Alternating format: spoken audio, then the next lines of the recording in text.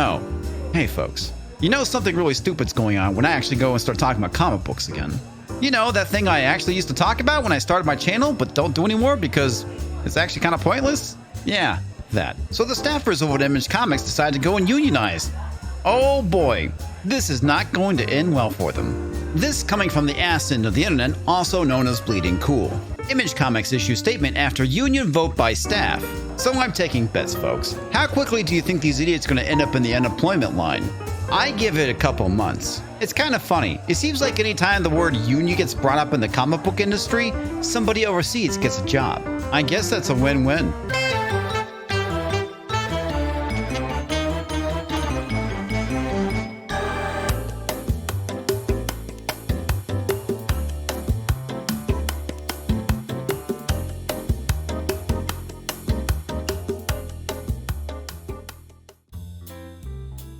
Image Comics has issued the following statement regarding yesterday's news that staffers at Image Comics had voted with a supermajority to unionize.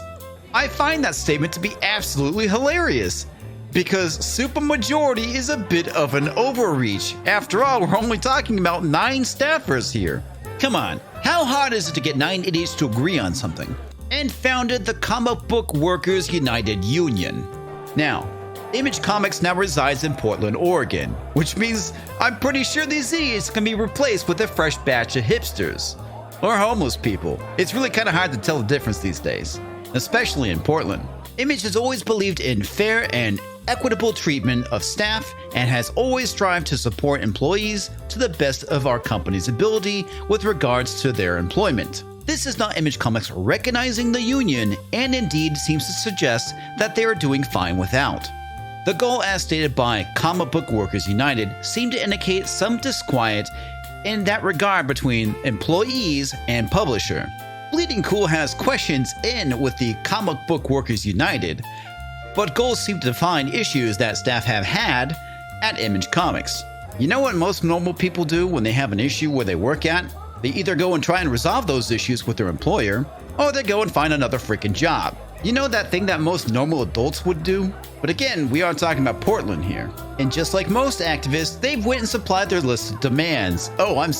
Suggestions. That potentially may include 1. A lack of salary and workload transparency.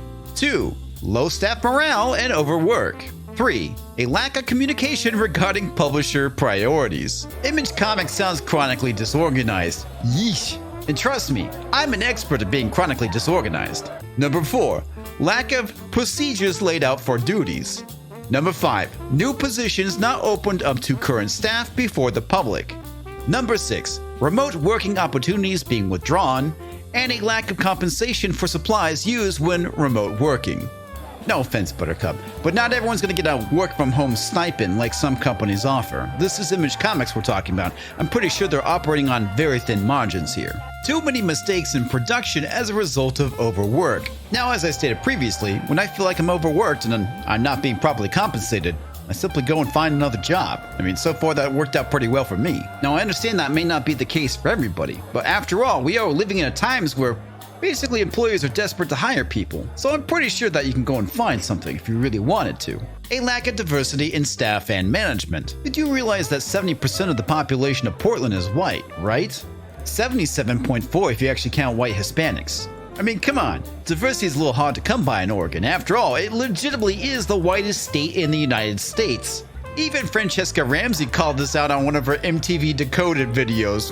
Ha! Man, those were the days. And naturally, they saved the best for last. The publication of works by problematic creators. So you mean to tell me that the people that answer the phones, make coffee, use the copy machine, and bring Eric Lawson his cocaine want to have veto power on who can have their comic published at Image? Are you fucking retarded? Where the hell do you think you work at, Kickstarter? Well, we all know how well it worked out for them. And for those of you who don't know, it didn't. Kickstarter's comics gatekeeper, Camilla Zhang, laid off. Oops! And for the record, she only lasted roughly 2 years. Maybe less than that. We also noted previous support for workers to unionize at Amazon from one of Image's partners.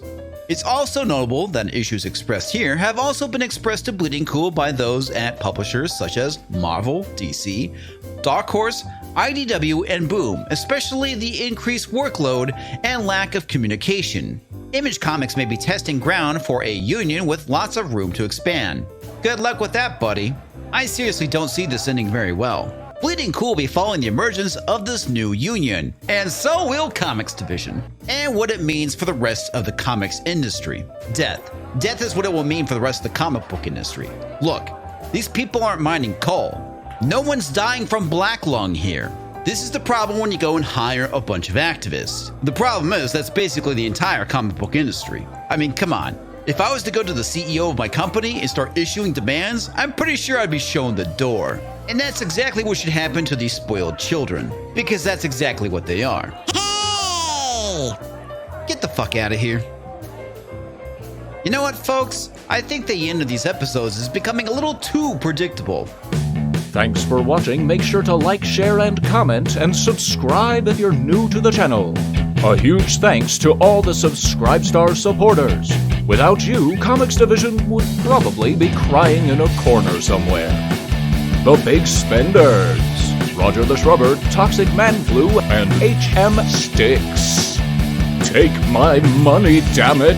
LDH27513, Dexidoodle, J.A.F.O, subscriber number 22F2C6C3, and that 70s-rock-fan.